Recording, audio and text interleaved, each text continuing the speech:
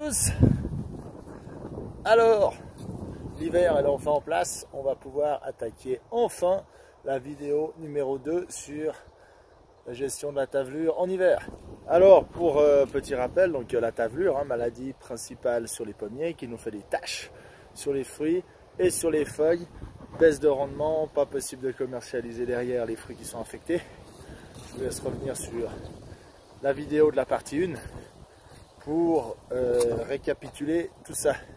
La première étape qu'on a faite, donc on avait pulvérisé de l'urée sur les feuilles pour favoriser la décomposition. Là, on est toujours dans cette même optique de favoriser la décomposition avant l'automne. De nouveau, les ascospores, ils passent l'hiver sur la tablure, ils passent l'hiver sur les feuilles, pardon, et une fois que ces feuilles, elles sont passées dans un ver de terre, et ben simplement là, elle est plus viable. Donc on doit vraiment maximiser la décomposition de ces végétaux morts. Le boulot qu'on fait pour ça, on utilise la machine qui est là-bas. Donc en gros, on balaye les feuilles et on les broye pour les rendre plus fines. Comme on est là, voilà. Elles sont coupées en petits morceaux. Et l'avantage quand on fait ça, c'est qu'on vient casser la protection extérieure d'une feuille. Donc dès qu'on a cassé, donc sur les tranches là, les parois cellulaires sont plus fines, donc tous les champignons, les bactéries arrivent à rentrer dedans et à décomposer tout ça. Alors que si les feuilles sont en entier, il faut qu'il y ait vraiment un ver de terre qui vienne pré-mâcher, etc., mélanger avec son mucus et tout pour que les bactéries puissent réussir à l'attaquer. Tandis que là, on facilite cette décomposition avec une action physique de couper en petits morceaux pour un peu pré-mâcher le boulot. Alors de nouveau, on a toujours cette question, vie du sol, est-ce que ça vaut la peine de broyer? On est quand même assez nettoyant sous le rang, toujours. Donc c'est toujours un arbitrage. Est-ce qu'on préfère avoir un verger sain? Est-ce qu'on a besoin d'avoir un verger sain dans cette espèce de vide sanitaire en hiver? Ou est-ce que la situation est déjà saine et on peut se permettre de laisser le sol travailler tout seul pour lui? Donc il faut vraiment avoir des bonnes conditions. Là ça va, ça fait une semaine qu'il bise, qu'il gèle, donc le sol tient bien. Il y a un petit peu de terre de surface vraiment qui bouge, mais rien de trop.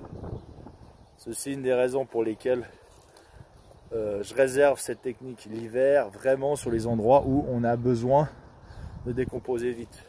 Là c'est con, on est fin janvier. En temps normal, on a déjà fini de tailler cette parcelle, mais là voilà, j'ai des obligations ailleurs ce début d'année, donc j'ai pas pu y finir à l'heure. Donc on repassera pour broyer les bois plus tard, mais là pas forcément avec le balai, juste le broyeur pour rechoper ce qu'on a, parce que les feuilles, il risque de plus y avoir grand chose. Si on regarde dessous, le terrain là, il a un peu clé quand même. Ça a limite de dégeler, mais rien de trop. On a bien du fin, ça c'est quelque chose d'intéressant. Et si on va voir à côté dans les galas où j'ai fait déjà avant la neige, là au début décembre, j'aurais bien voulu faire dans les golden ici aussi, mais ma foi toutes les pommes, toutes les feuilles elles étaient sur les pommiers. Donc on va pas passer pour rien broyer du tout. Ensuite on a de la neige, de la flotte, 15 degrés à Nouvel An. Et puis de l'eau, parcelle complètement impraticable. Mais là on a pu passer. Alors on est propre, on peut les fouiller, les feuilles, il n'y a vraiment plus rien du tout. Il reste 3 petits bouts de machin par terre. C'est un peu dommage qu'on n'ait pas réussi à faire plus tôt dans la saison. Mais ma foi, qu'est-ce que vous voulez, c'est les impondérables de l'agriculture. On bosse avec la nature. La saison, elle est ce qu'elle est. L'année passée, les feuilles étaient déjà par terre très tôt. Là, c'était vraiment pas possible de venir avant. Donc, affaire à suivre le reste du temps. Là, maintenant, je pense que je vais aller à Troisnay chez mon collègue qui a aussi une parcelle à problème avec la tablure. C'est pour ça qu'on vient broyer avant. Les autres endroits, on attend d'avoir taillé. Il y a 2-3 petits bouts qui ont déjà été taillés aussi. On va faire ça. Et ensuite, le but, c'est de pouvoir passer. Bon, bah voilà, on est le lendemain, petit faux raccord à la barbe. Donc j'ai pu essayer avec les balais plus longs là de l'autre machine. Pas nature, ça apporte vraiment quelque chose, parce qu'en fait le réglage de l'assiette, il est quand même assez spécifique pour réussir à bien prendre dessous. Je pense, ouais, voilà, selon avec les conditions, il n'y a pas beaucoup mieux à faire. Dans le sens, voilà, l'idéal pour récupérer ces feuilles, c'est au moment où elles tombent, quoi, dès qu'elles viennent de tomber. Là, malheureusement, cette année, elles sont tombées avec la neige, et puis ensuite il y a eu du radoux, et ça n'a jamais été roulable jusqu'à présent. Là, elles sont bien collées au sol. En même temps, on ne s'excite pas trop, parce que ce qui est collé au sol, c'est qu'elles sont collées dans les sheets vers de terre. Donc ça devrait passer.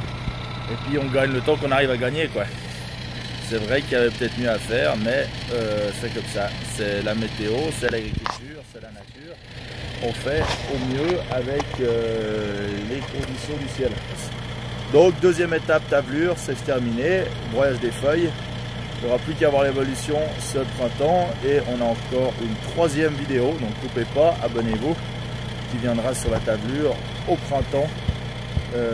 Qui sera la dernière étape de ces étapes de prévention tablure l'hiver.